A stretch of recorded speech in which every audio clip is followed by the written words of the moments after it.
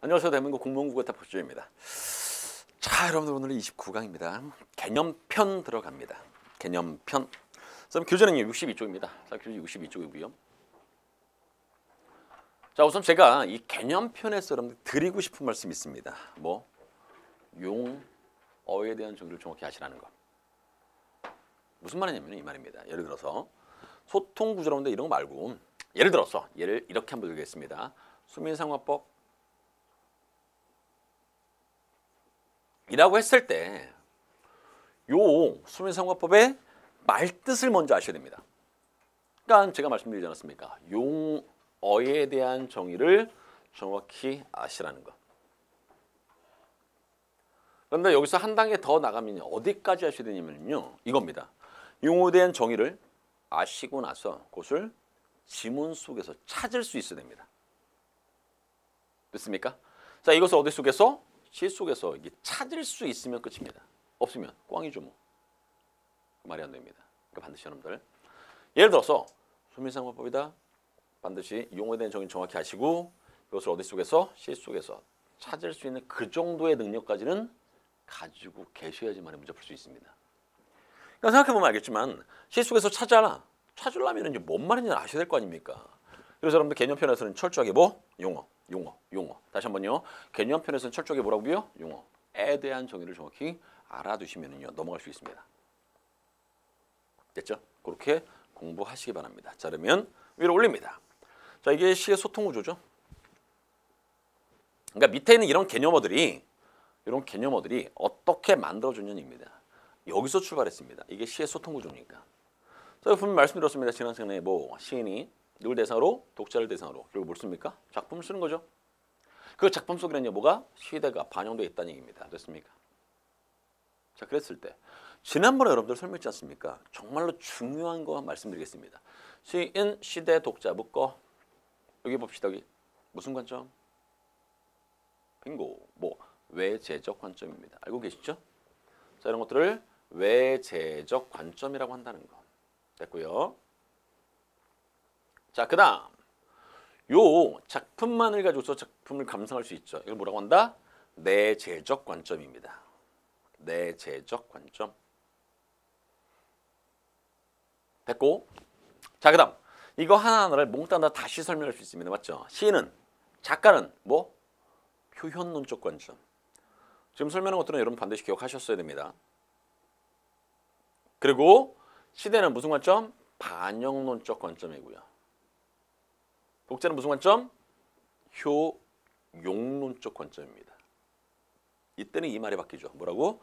절대론적 관점입니다. 절대론적 관점. 그렇게 알아두시면 됩니다. 그러니까 결국 요것 때문에 나온 겁니다. 개념어가. 그래서 삐약하고서 화자 나온 거고요. 삐약하고서 청자 나온 거고요. 그렇게 제가 만든 겁니다. 일부러. 자, 그러면 합시다. 화자. 뭐 화자는 뭔지 알죠? 시 속에서 말하는 사람. 시적 자아 또는 서정적 자아라고 하더라. 넘어갑시다. 선택지는 이런 식으로 나온다고요. 이게 실제 보시면 알겠지만 공문의 기출 선택지입니다. 다음 시에 화자에 대한 설명으로 옳지 않은 거. 화자에 대한 설명? 화자라고 해서 화자만 딸락 주고서 화자를 물어보진 않습니다. 정확히 말하면 화자의 정서 및 태도라든가 화자에 처해진 상황 이런 것들을 물어볼 수 있습니다. 괜찮죠? 좋습니다. 넘어갑니다. 작품으로 한번 확인해 보겠습니다. 자, 이것도 제목을 먼저 보는 겁니다. 서중재 누구? 견우의 노래입니다. 자, 그러면 다시 내려가서 여러분들 지문이 뭐라고요? 견우의 노래입니다. 다시 한번 제목이 뭐라고요? 아까 지문이라고 했습니다. 제가 제목이 뭐라고요? 견우의 노래. 그럼 질문 들어갑니다. 이 작품의 화자는 누구? 빙고. 견우죠. 그래서 결국 이 작품의 화자는 누굽니까? 견우입니다. 이 친구가 바로 화자입니다. 그럼 당연히 이 작품은요. 뭐? 견우, 직녀, 설화를 모티브로 했다는 거 맞습니까? 틀립니까? 당연히 맞죠. 근데 이런 것들이 어디에? 선택지 속에 싹 들어가 있다는 얘기입니다. 그렇게 우선 알아두시고 또한 이 작품이 나오면은요 제일 중요한 게 뭔지 아십니까? 네, 역설법입니다. 자, 하겠습니다. 우리들의 사랑을 위해서는요. 뭐가 있어야 되는데? 이별이 있어야 되는데. 상식적으로 생각해 보십시오. 사랑을 위해서 이별이 있어야 되는데 이게 역설적인 표현 아닙니까? 말이 안 되니까. 그게 무슨 원입니까? 역설법. 그래서 이 시가 나왔다면 항상 뭐 나온다? 역설법이 나옵니다. 역설법.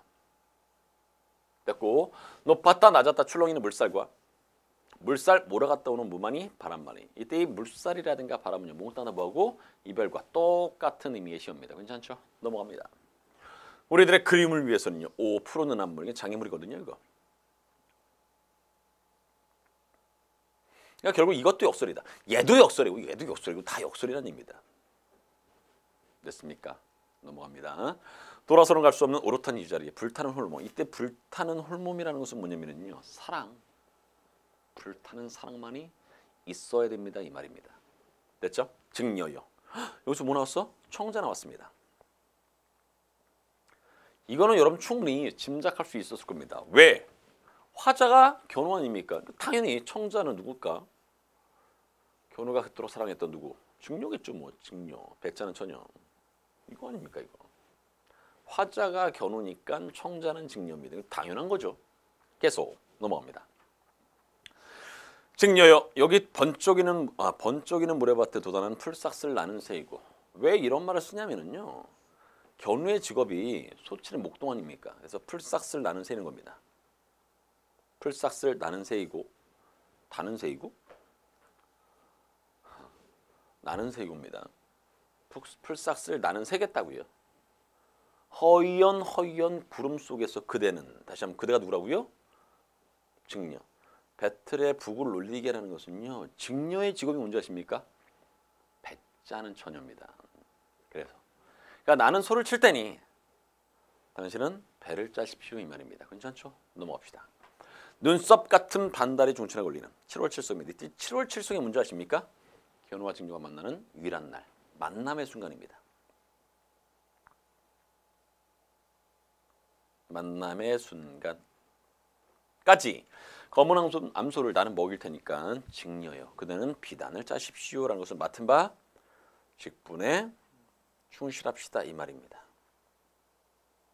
말은 이해하시겠죠? 그렇게 끝나는 시입니다. 그러니까 굉장히 어렵다. 에이 솔직히 그렇진 않죠. 뭐가 어렵습니까? 자 여기서 화자 잘 보십시오. 화자가 누구라고요? 견우가 어떤 상황입니까? 지금 증여를 만날 수 없는 상황이죠. 그러니까 결국 이별의 상황입니까? 정서 밑에도 뭡니까? 만나는 그 순간까지 열심히 맡은 바 직분에 충실하자. 이게 전부입니다. 맡은 바 직분에 충실하자. 이게 전부입니다. 됐죠? 뭐 할 때까지? 만나는 그 순간까지. 만날 때까지.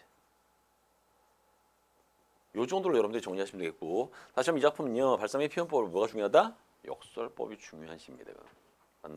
역설법이 굉장히 중요한 시죠. 이거. 그러니까 나왔다 하면 역설 나옵니다. 됐죠? 아무튼 자 그러면 밑에 있는 문제들 합니다. 위시의 시적 화자는 뭐냐고. 문제가 이겁니다. 이게 문제. 증여와의 만남을 기다리며 현실에 충실. 맞죠? 이 정도 충분히 여러분들이 엮어서 쓸 수가 있었으면 좋겠다는 얘기입니다. 이게 능력이니까. 자 그다음 넘어갑니다. 청자. 듣는 사람이죠. 청자. 청자는 듣는 사람입니다. 허구적인 대리인인 화자를 등장시켜 전달합니다. 이때 화자의 이야기를 들어주는 존재, 즉 청자 또한 시인의 허구적으로 설정할 수 있습니다. 뭐 등등인데 한번 읽어보시고요.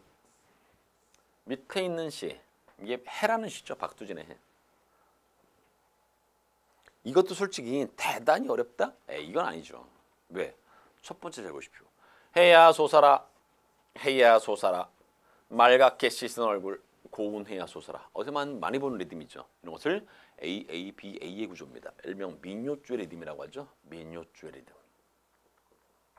공무원국어에서는 대놓고 민요주의 리듬 물어볼 수 있습니다. 당연히 AABA의 구조 알아두시고요.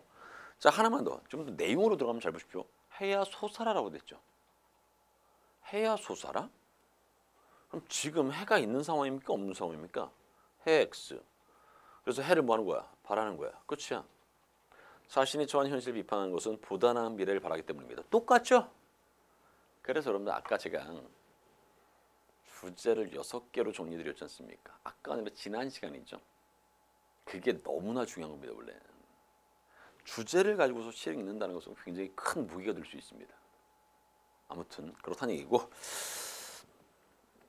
자 합시다. 그러니까 간단하죠. 뭐. 해야 솟아라 해야 솟아라 말갛게 씻은 얼굴 고운 해야 솟아라. 산 넘어서 어둠을 살라먹고, 해하고 반대죠. 산 넘어서 어둠을 살라먹고 이글이글 애띤 얼굴 고운 해야 솟아라. 계속해서 똑같이 뭐라고 있습니까? 해야 솟아라 끝. 달밤이 있을 때입니다. 이때 달밤은 부정적 현실입니다. 일제강점기의 부정적 현실. 결국 뭐가 반대? 해하고 반대. 반대입니다. 이거. 달밤이 싫어. 눈물 같은 골짜기에 달밤이 싫어. 아무도 없는 때의 달밤은 나는 싫어. 달밤 싫어. 끝. 해 솟아라. 끝. 달밤 싫어. 끝. 됐지 않습니까? 그럼 뻔하지 않습니까? 이걸 조금 더 예쁘게 묶어드리면 화자인 나는 지금 현재 상황은 어떤 상황? 달밤. 달밤 상황입니다. 뭘 바란다고요? 해가 떠오를 것을 바라고 있습니다. 괜찮습니까? 네, 좋습니다. 해야 고운 해야 네가 오면 나는 뭐가 좋다? 청산이 좋습니다. 이 청산은 뭐냐면은 광복된 우리 조국입니다. 광복된 우리 조국. 우리나라. 헐헐헐 깃을 치는 청산이 좋습니다. 청산이 있으면요 혼자 있어도 좋습니다. 선생님, 청산이 왜 광복된 우리나라입니까? 가정 보십시오. 해야 고운 해야 너가 너가 왔다라는 거 아닙니까? 그러면 이때 해는요 대체로 광복을 이야기하는 경우가 굉장히 많거든요. 그러니까 너가 온 우리나라니까 결국 광복된 우리나라 이렇게. 아무튼 그 다음 들어갑니다. 사슴을 따라 양지로 사슴 따라 사슴 만나면 사슴과 놀고 칙범 따라 칙범 만나면 칙범과 놀겠습니다. 잘 보십시오. 사슴은 약자다. 칙범은 강자입니다. 약자와 강자의 갈등이 아니라 뭐 약자와 강자의 조화를 나타냅니다. 약자와 강자의 조화.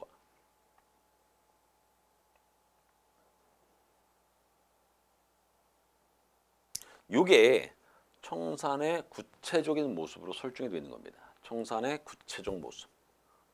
청산의 구체적 모습. 됐죠?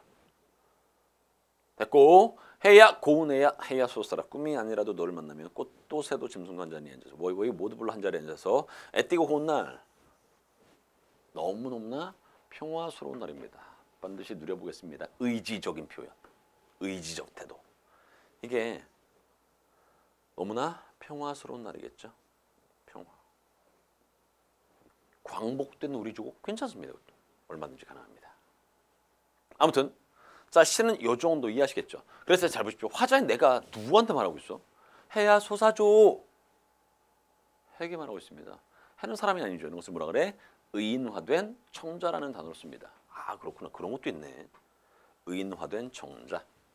그래서 이 시의 청자는요. 의인화된 청자로 그러니까 해로 여기서는 해를 집어넣어야 되겠죠. 밑에 의인화된 청자가 있으니까.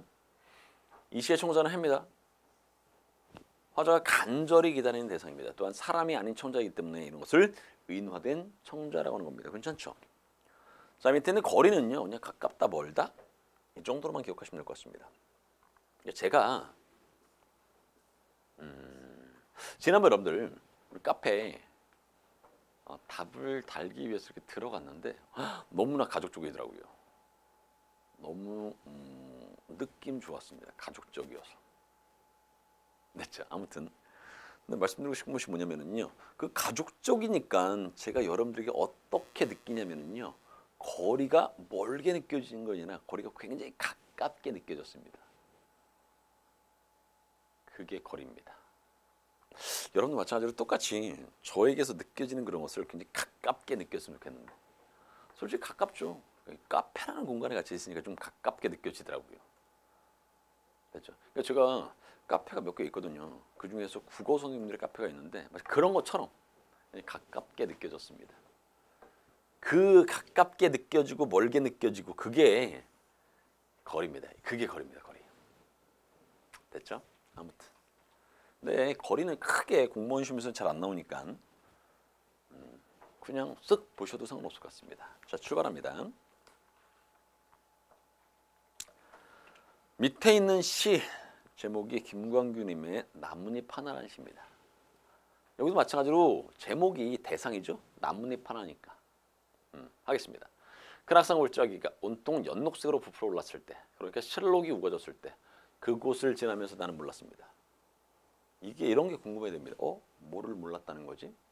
그렇죠? 뒷절로 가는 길이 온통 주황색 단풍이 가을이죠. 봄이나 여름이 되겠고, 무더기로 바람에 떨어진 어때, 그러니까 낙엽이 진 때도 그곳을 거니면서 나는 느끼지 못했습니다. 점점 궁금해지네. 미처 몰랐다, 느끼지 못했다. 여기와 여기가 내용이 거의 비슷하죠? 이런 것을 뭐라 그래? 유사한 통사구조의 반복. 이런 것을 유사한 통사구조라는 단어를 씁니다. 유사한 통사구조의 반복입니다. 됐죠? 넘어갑니다. 이렇게 하나가 다 가고 눈발이 드문드문 흩날리던 날, 계절모 겨울인 날. 넘어갑시다. 앙상한 대추나무 가지 끝에 매달려 있던 나뭇잎 하나. 제목 드디어 나왔다. 여러분 혹시 제목 보셨습니까? 제목이 나뭇잎 하나였습니다. 그러니까 최소 이렇게 제목을 찾아봐. 혼자서 떨어졌습니다. 하경의 이미지. 아무튼 계속 들어갑니다. 저마다 한 개씩 돋아나서 누가 나뭇잎이 그렇다니입니다.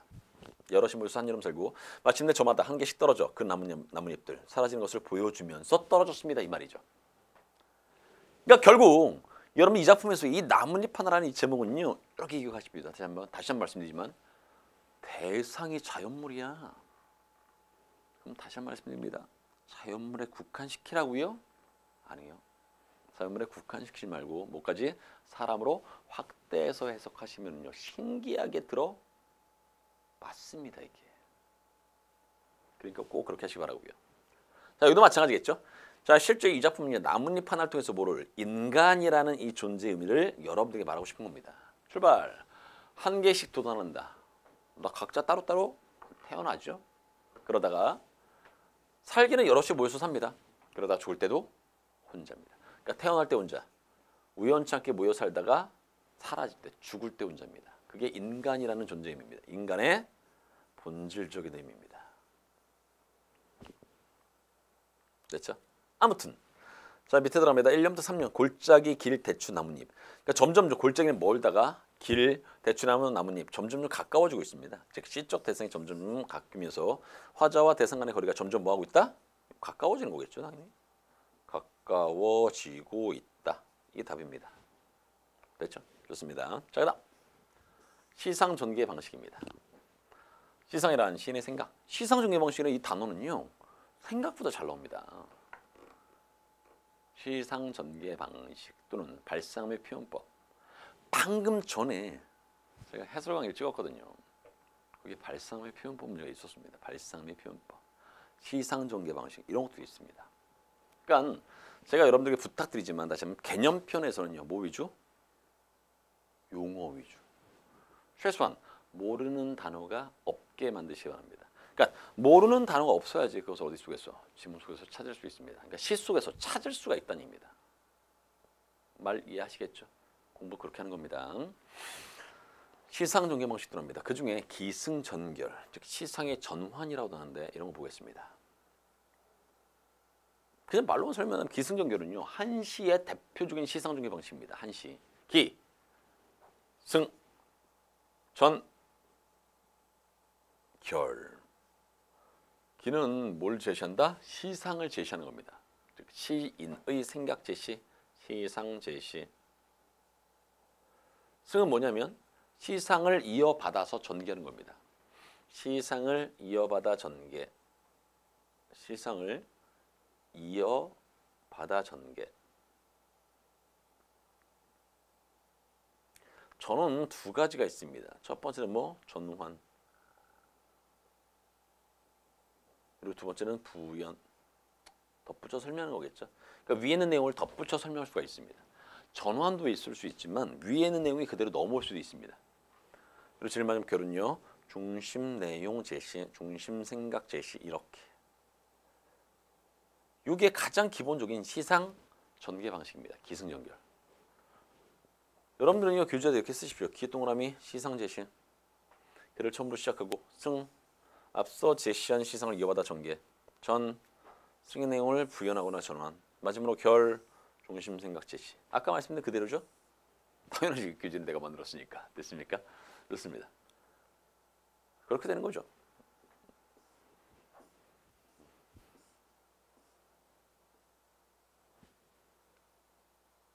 됐죠?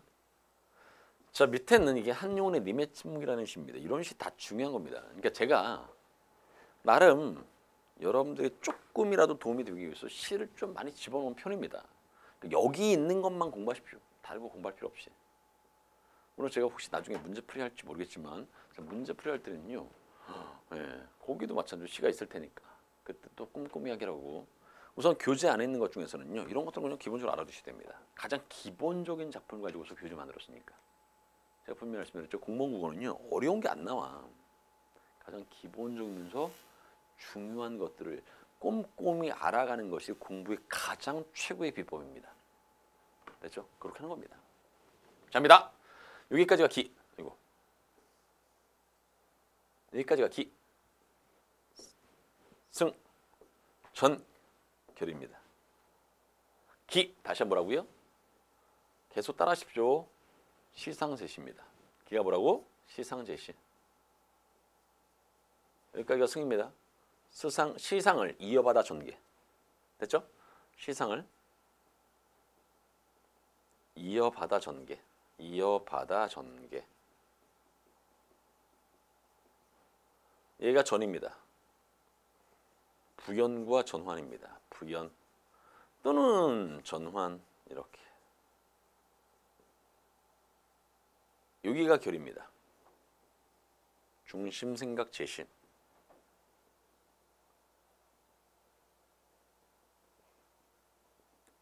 이렇게. 자, 합니다. 정말로 틀이 그렇게 되어 있는지. 님 같습니다. 아, 사랑하는 나님 같습니다. 이게 시선을 제시한 거죠. 님이 같다고요. 근데 어떤 님? 사랑하는 님이. 푸른 산빛을 깨치고 단풍나무 숲을 향하는 좋은 김거소 차마 떨쳐왔습니다. 이런 것도 눈에 보십니까? 색채 대비? 이런 것들이 좀 눈에 보였으면 좋겠는데 아무튼 황금의 꽃같이 굳고 빛나던 옛 맹선은 차디찬 티끌이 되어 산수면 미풍에 날아갔습니다. 갔습니다. 날아갔습니다. 날카로운 첫 키스의 추억입니다. 님의 존재를 처음으로 깨닫는 순간 이렇게 설명하는데 아무튼 나의 운명에 지침을 들려놓고 뒷걸음질 쳐서 사라졌습니다. 잘 보십시오. 반복이죠. 갔습니다. 날아갔습니다. 사라졌습니다까지. 이게 시상입니다. 뭐? 이별. 결국 시상을 제시한 게 바로 뭡니까? 이별. 이것이 제시가 된 겁니다. 됐고요. 나는 화자입니다. 향기로운 님의 말소리. 귀먹고. 향기롭다는 후각이죠. 말소리는 청각입니다. 불어볼까? 잘 보십시오. 향기로운 님의 말소리가 공감각적인 표현이 맞습니까? 아닙니까? 이 대답을 들을 수 있으면 좋겠어. 향기로운 님의 말소리 이게 공감각적인 표현이 맞습니까? 아님 틀립니까? 맞습니다. 그러면 보통 공감각적인 표현은요. 다른 말로 뭐라고 하면 이것을 감각의 전이라고 하거든요. 여기서 말하는 이 감각의 전이라는 것은요. 감각이 바뀌었다고요. 됐죠? 예를 들어서 분수처럼 흩어지는 푸른 종소리를 보면 푸른 종소리 결국 화자가 뭘 듣고 있습니까? 종소리를 듣고 있는 겁니다. 그래서 청각이 기준이야. 이것을 뭐라고? 푸르다라는 시각으로 바뀌었죠. 그래서 청각의 시각화, 공감각적인 표현 이렇게 말할 수 있습니다. 그러니까 여기도 마찬가지로 감각의 전이가 가능하죠. 뭐 어떤 감각이 어떻게 바뀌었는지 아시겠습니까? 그렇죠? 어떻게? 그렇죠. 이 친구가 이렇게 바뀐 겁니다. 그래서 이건 뭐다? 청각의 후각화가 되는 겁니다. 됐습니까? 나는 향기로운 님의 말소리에 귀먹고 꽃다운 님의 얼굴에 눈 멀었습니다. 사랑도 사람의 일이라 만날 때 미리 떠날 것을 염려하고 경계하지 아니한 것은 아니지만 이별은 뜻밖의 일이 되고 놀란 가슴은 새로운 슬픔에 터집니다. 여기까지. 생각해 보십시오. 여기까지가 이별이잖아. 시상을 이어받아 전경은 맞습니까? 이별을 해서 결국 뭐하다는 얘기야? 슬프다는 얘기거든요. 이게. 이렇게 넘어가는 거 아닙니까? 그러니까 당연히 시상을 이어받아 전경은 맞죠. 시상이 다르게 바뀌지 않았지 않습니까? 됐고 해서 그러나 이게 전원입니다. 보통 그러나가 이게 시상의 전환이라고 하죠. 기능이 시상의 전환. 시상의 전환. 그러나 이별을 쓸데없는 눈물의 원천을 만들고 마는 것은 스스로 사랑을 깨치는 것인 줄 아는 까닭에. 여러분 요거 있지 않습니까? 요거를 잘 이해할 수 있으면은요 좋겠는데. 근데 거의 대부분의 수험생들이 이걸 좀 매끄럽게 해석을 잘 못합니다. 자 보십시오. 이별을 쓸데없는 눈물의 원천을 만들고 마는 것은 스스로 사랑을 깨는 것인 줄 아는 까닭. 즉 이별을 해서 계속 슬퍼해. 그러면 그 행위 자체가 스스로 사랑을 깨는 거야 라는 것을 뭐였다는 의미입니까? 깨달았습니다 이 말입니다. 깨달아. 그래서 걷잡을 수 없는 슬픔의 힘으로 옮겨서 뭐로 바꿨습니까? 희망으로 바꿨어. 얘가 전환이죠. 이게 전환 아닙니까? 바로 위에는 슬픔, 밑에는 희망, 전환. 그러니까 시상 제시, 시상을 이어받아 전개하고 있고요. 여기서 뭐? 전환이 되는 겁니다. 됐죠? 우리는 만날 때 떠날 것을 믿는 것과 같이 떠나갈 때 다시 만날 것을 믿습니다. 이게 흔히 말하는 회자정리 거자필발이죠. 만날 때 떠날 것을 염려하는 것. 그리고 떠날 때 다시 만날 것을 믿습니다. 이게 회자정리고 이게 거자필반입니다. 됐고 님은 같지만 나는 님을 보내. 이게 역설이죠. 이 역설법 잘 나옵니다. 이거. 이게 역설법. 됐죠? 제 곡주를 못 이기는 사랑인데 님을 향한 나의 사랑이죠. 님의 침묵을 휩싸고 돕니다는 것 결국 영원히 님을 기다리겠습니다. 이렇게 끝납니다. 잘 보시오. 자, 분명히 저는 이 시를 설명하기 위해서가 아니었습니다. 언급한 이유는 뭐 때문에? 네, 이 시를 통해서 기승전결이라는 한시의 가장 기본적인 시상 전개 방식을 설명하고 싶었던 겁니다. 그럼 살짝 지우고 기 맞죠? 그럼 시상이 뭐? 이별이 시상입니다. 이별했다. 시상을 이어받아 전개했습니다. 뭐? 슬프다. 그러니까 이별했으니까 슬픈 거니까 연결이 된 거죠. 여기가 전환이었습니다. 전환. 부연이 아니라 전환. 뭐? 희망으로 바꿨지 않습니까? 그런 다음에 정말 하고 싶은 이야기, 님을 영원히 기다리겠습니다. 님을 영원히 사랑하겠습니다. 이렇게 해서 마무리되는 시입니다. 그러니까 전형적으로 당연히 한권의 님의 침묵은요. 기승전결의 시상 전개 방식을 쓰고 있다는 입니다. 괜찮죠? 됐습니다. 자, 그다음. 그럼 그다음도 마찬가지입니다. 요것도 기승전결인데 요 시상 전개 방식도 기승전결입니다. 근데 여기는요. 이 전이 전환이 아니라 부연입니다. 부연. 이게 생명 탄생의 신비 또는 생명 탄생의 고통 이게 요 시의 기본 내용입니다. 서정주의 국화협회소가. 그래서 밑에 문제 보면 알겠지만 기승전결의 대표적인 시인 국화협회소는요. 시를 시작하는 부분 생명 탄생의 준비 이어받아 전개하는 부분은 생명 탄생 예고 시적 전화 인고의 세월 뒤에 찾아온 성수 제일 마지막 중심 생각 그리고 정서의 제시 생명 탄생의 실현 깨달음 이런 것들로 이루어져 있습니다. 이렇게 되는 겁니다. 됐죠? 그렇게 기억하시면 무난할 것 같습니다. 됐습니까? 자, 아무튼 요 시가 뭐라고? 기승전결이다. 기승전결의 시상 전개 방식을 쓰고 있다. 요것 좀 기억해달라는 얘기입니다. 자, 한번 해보겠습니다. 간단하게. 한 송이의 국화꽃을 피우기 위해서 봄부터 소쪽새는 그렇게 울었나 봅니다. 국화꽃을 피운다는 것은 생명이 탄생된다는 얘기입니다. 그리고 신기하네. 생명이 탄생된다는 얘기입니다. 생명 탄생. 됐습니까? 그러기 위해서, 즉 생명이 탄생되기 위해서는요. 소쪽새가 막 울어야 돼. 생명이 탄생되는 것은 그렇게 만만치는 않은 겁니다. 이거죠, 이게. 아무튼 소쪽새 울어야 되고요. 한송이의 국화꽃을 피우기 위해서 천둥 먹구름 속에서 또 울어야 되고요. 그만큼 생명이 탄생하기 위해서는요. 쉬운 게 아니라 굉장히 어려운 겁니다. 이 말입니다. 그리고 그립고 아쉬움에 가슴 졸이던 먼먼 젊음의 뒤안길에서 인제는 돌아와 거울 앞에서 내 누님같이 생긴 꽃이 이게 국화죠.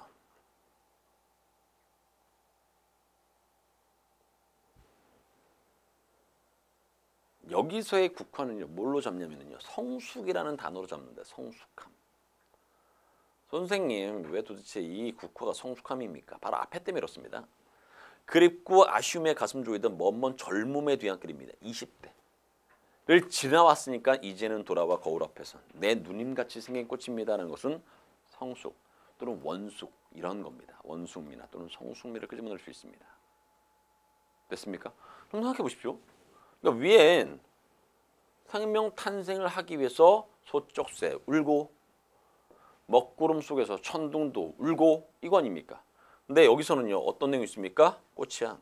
그러니까 아무래도 이쪽보다는요 전원 괜찮네. 됐습니까? 그렇게 연결되는 겁니다. 그러면 잘 보십시오. 노란 꽃잎이 피려고 이게 바로 뭡니까? 국화죠. 간밤엔 무소리가 저리 내고 내게 이게 뭡니까? 생명 탄생의 힘듦, 고통을 이야기합니다. 간밤엔 무소리가 저리 내리고 내게는 잠도 오지 않았나 봅니다. 라면서 마무리되고 있다는 겁니다. 그렇죠 원래.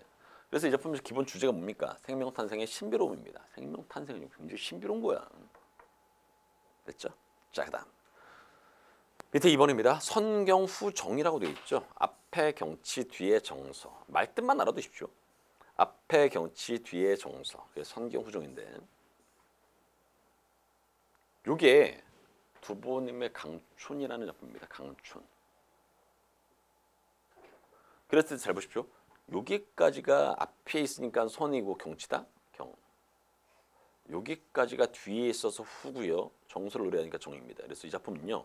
성경과 후정의 구조로 이루어져 있습니다. 자 보통 두보님의 작품은 다 그렇습니다. 거의 대부분 다 선경과 후정의 구조입니다. 됐죠? 그러니까 여러분들이 아 이런 것들을 선경 후정이라고 하는 거구나. 그런 것들 좀 알아달라고.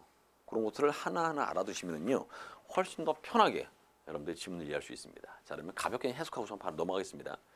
맑은 강 한 굽이 마을을 안고 흐르나니 그대로 해석하는 겁니다. 맑은 강 한 굽이 마을을 안고 흐르나니 긴 여름입니다. 어이구 계절 나왔네. 강촌입니다. 공간 나왔고요. 일마다 유심하다. 이 유심하다가 뭐냐면 고요하고 아늑하다 이런 뜻입니다.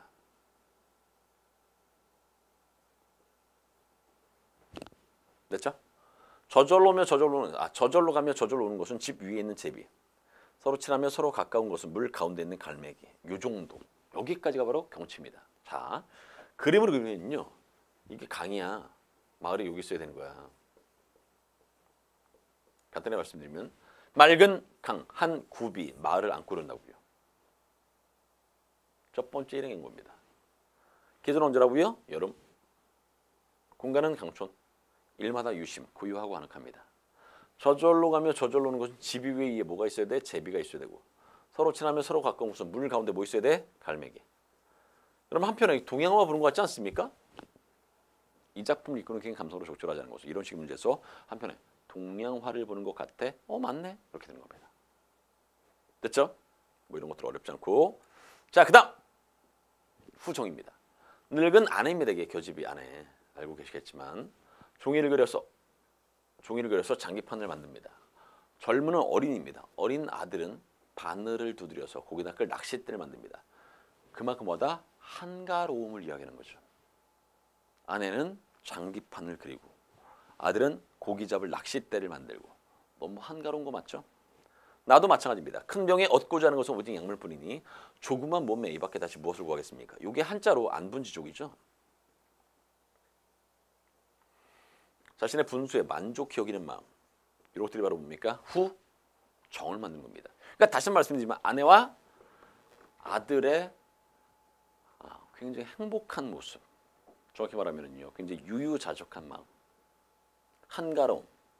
그리고 화자가 자신의 분수에 대해서 만족히 여기는 마음. 이런 것들을 여러분 잡아낼 수 있으면 된다는 얘기입니다. 그래서 기본적으로 이 작품은 어떠한 틀 구조로 되어 있냐면요. 선경과 후정의 구조로 되어 있는 겁니다. 앞에 경치, 뒤에 정서 이런 식으로. 됐죠? 그렇게 하시면 됩니다. 그러니까 얼마나 한가롭게 실제로 이게 두부님께서 요 시를 지을 때가 가장 정말 한가로웠답니다.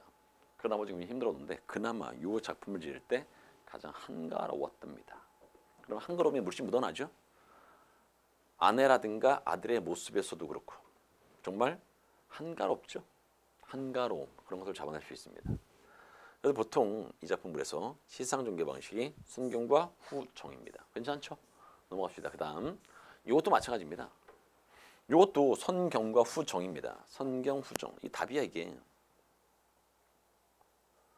그래서 수험생들은요, 이 조지훈님의 봉황수라는 작품을 선경과 후정? 잘 모릅니다. 근데 맞습니다. 선경과 후정. 잡시다. 벌레 먹은 두리기둥, 빛날근 난청. 이게 바로 뭡니까? 벌레 먹은 두리기둥이야. 빛이 낡아버린 단청입니다. 우리 궁궐이죠, 궁궐. 어떻게 됐다고? 빛이 낡았다고. 벌레가 먹었다고. 그러니까 뭐의 세력에 의해서 우리나라의 힘이 약화되는 거겠죠. 아무튼 풍경수리 나라가 춘역 끝에는요, 산새도 비둘기도 둥지를 마구 쳤다. 이때 산새라든가 비둘기가 좋은 게 아닙니다. 이거 외세야, 외세. 우리나라 조정 들어와서 마음 놓고 자기네들 뭐 공무사관 만든다는 거 뭐 이런 거 아닙니까? 나쁜 놈들 이렇게 되는 겁니다. 됐죠? 아무튼 계속 큰 나라 섬기다. 이건 나라가 패망한 이유죠. 나라가 왜 패망했어? 큰 나라 섬기다 패망했습니다. 이것을 사대주의라고 하는 거죠. 거미줄 친 옥저에는요, 여의주를 희롱하는 쌍용 대신에, 쌍용은요 중국의 천자를 상징하잖아. 봉황새는요 우리나라의 대통령을 상징합니다. 이게 뭐야? 이게 사대주 뭐. 중국의 천자와 어떻게 맞먹을 수 있어? 뭐 이런 거 아닙니까? 사대주의. 됐죠? 그런 것들 기억하시고, 어느 땐들 붕왕이 우렸으려마는 푸르는 하늘 밑 추석을 밟고 가는 나의 그림자 화자죠. 폐옥 소리도 없었습니다. 품성님표는 정일품 중국품 어느 줄에도 나의 몸들 곳 전혀 없. 왜 전혀 없을까? 뻔하지 않습니까? 뭐 나라가 패망했으니까. 그 말하는 겁니다. 나라가 패망해서. 눈물이 속된 줄 모를 양이면 봉황새. 이게 감정입입니다. 감정입. 봉황새 감정입. 우리나라죠. 이 어디에서? 구천. 땅이죠, 땅. 또는 하늘. 호곡한다는 것은 마음껏 운다는 얘기입니다. 땅이 아니고 하늘이네. 구천이니까. 하늘천자 아닙니까? 간단하게 말해서. 됐죠? 그러니까 아무튼 봉황새가 구천에서 마음 놓고 울 거랍니다. 다시 말씀드리면 여기서 중요한 것은 감정이입 요거 하나. 그리고 다시 한번 선경과 후정의 구조로 되어 있다는 거. 그런 거 기억하면 충분히 문제 풀 수 있습니다. 그러니까 결국 이 작품은요, 우리나라가 패망했다고. 왜? 사대주의 때문에. 뭐 이런 것들입니다. 그래서 어떻게? 선경과 후정의 구조로 가져가고 있습니다. 그렇죠? 그러니까 그렇게 기억하시라는 얘기입니다. 자, 그다음 수민상관법입니다. 이것도 마찬가지로 여러분들 계속 말씀을 드리고 있죠. 수민상관법. 처음과 같이 똑같다고요. 이것도 아까 했었다, 그렇죠? 여러분들 입장에서는 아까가 아니죠. 한참 전에. 됐습니까? 자, 이거 안 합니다.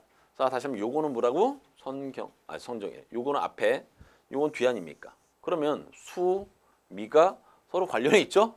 이런 것을 뭐라고 합니까? 수미상관법이라고 합니다. 이건 말씀드렸으니까 뭐 수미상관법. 이거는 다시 한번 묻자. 자, 여러분들 수미상관법을 사용했을 때 얻을 수 있는 효과가 뭐였습니까? 첫 번째는 강조, 균형, 완결입니다. 됐죠?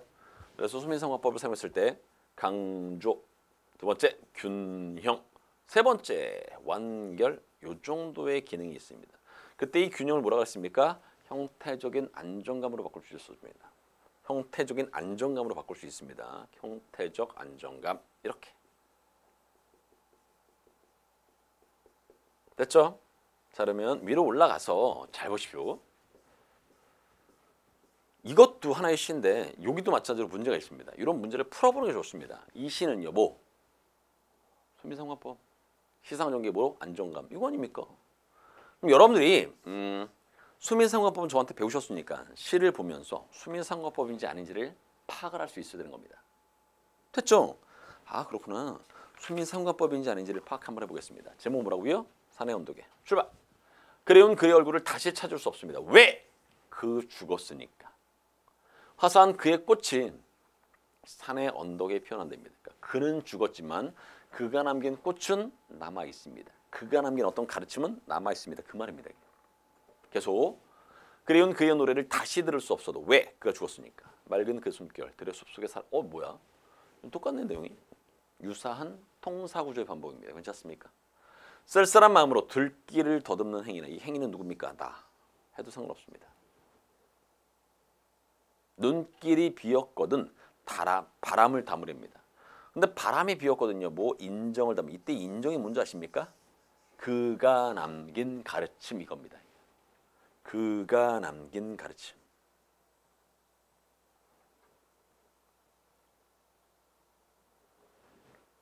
그리운 그의 모습을 다시 찾을 수 없어도 울고 간 그의 영혼이 들의 언덕에 똑같이고. 그래서 이 작품은요. 무슨 법? 수미 상관법을 쓰고 있다는 얘기입니다. 그러니까 여러분들 조금만 기억하시면 이런 것도 그냥 가볍게 알 수 있습니다. 어렵지 않다는 것을 여러분들 자꾸 말씀을 드리는 겁니다. 알겠죠? 이렇게 계속해서 끊임없이 여러분들이 작품을 해석해 보고 공부해 보고 모르는 거 질문하고 이러면서 여러분들이 시를 완성해 나가는 겁니다. 됐죠? 좋습니다. 자, 오늘은 여기까지 할 거고 여러분들. 자, 다음 시간은 시간의 흐름부터 들어갑니다. 됐죠? 좋습니다. 자, 항상 말씀드리지만 제가 하라는 대로만 잘 따라오시면 합니다. 지금 여러분 개념편 하고 있는데 개념편은 용어, 정의가 중요합니다. 이 용어가 뭔 뜻이지? 무슨 뜻인지를 알아야지만 주에서 어디에서 본문에서 확인할 수가 있는 겁니다. 수미상관법을 알아야지만 얘가 수미상관법이구나라는 것을 파악할 수 있습니다. 괜찮죠? 좋습니다. 자, 그럼 오늘 여기까지 하겠습니다. 고생하셨습니다.